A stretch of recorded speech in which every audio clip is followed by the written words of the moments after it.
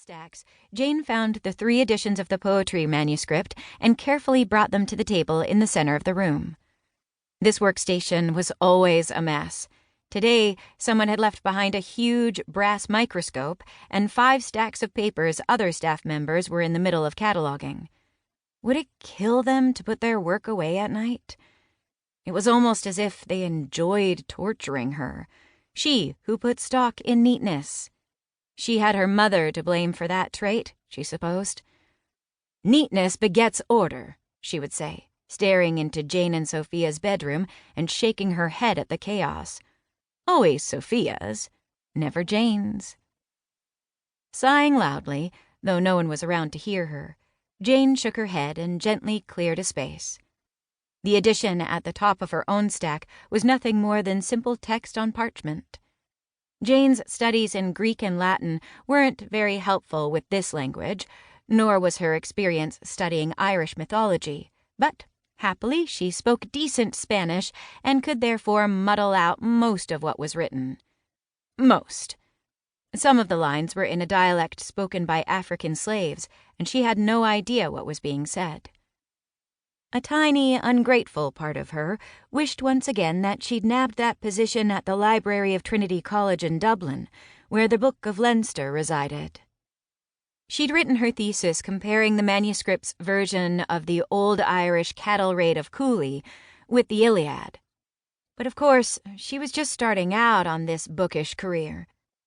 Maybe someday she'd get the chance to fully immerse herself into Irish mythology and slake her ever-present thirst for more knowledge about the great books of that culture.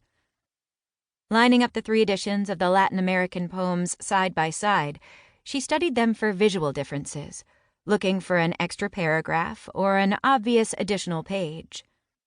When she picked up the 4th page of the 1st edition, a strange hum vibrated through her fingers. Her head began to swim, and something about the feeling was oddly familiar, comforting. Then the spots started. She yanked her hand away from the parchment. Oh no, not now. She had too much to do to be felled. Her ocular migraines were rare, but bothersome enough to ruin her for a few hours. The black spots morphed into spinning green circles, then combined into a river of stars that felt like it flowed from her neck, down her arms to the tips of her fingers. As her doctor recommended, she did her square breathing through the episode until the circles and stars stopped spinning, then popped a tablet of ergotamine under her tongue. She always had a pack in her pocket, just in case. Within moments, the headache began to recede. Okay. She'd had these weird migraines as long as she could remember, but seeing shapes was something new. A chill traveled down her back as she curled her tingling fingers.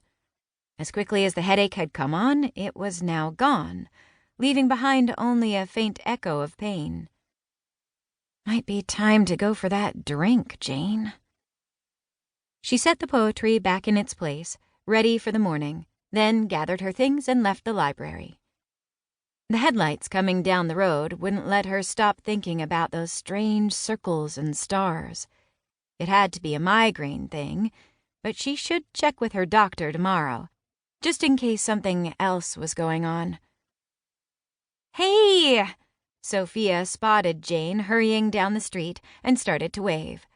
At the door to the bar, Sophia hugged her, then pulled back and studied her face. "You look worn out." "Nice to see you, too." Jane followed Sophia inside, and they found spots at the bar. "No, you're gorgeous as always, but you look pale." Something was definitely off, but Jane didn't want to bring it up. Sophia would freak out. "I'm just a little tired. Headache earlier. It's all good.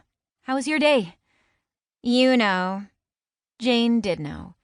Today was the anniversary of their parents' death, hence dinner. No matter what city they'd moved to recently, no matter what demands on their personal lives, Jane and Sophia always celebrated the sad anniversary the same way, a dinner full of remembrances. As they grew older, dinner was thankfully accompanied by drinks. The dirtiest of martinis for Jane,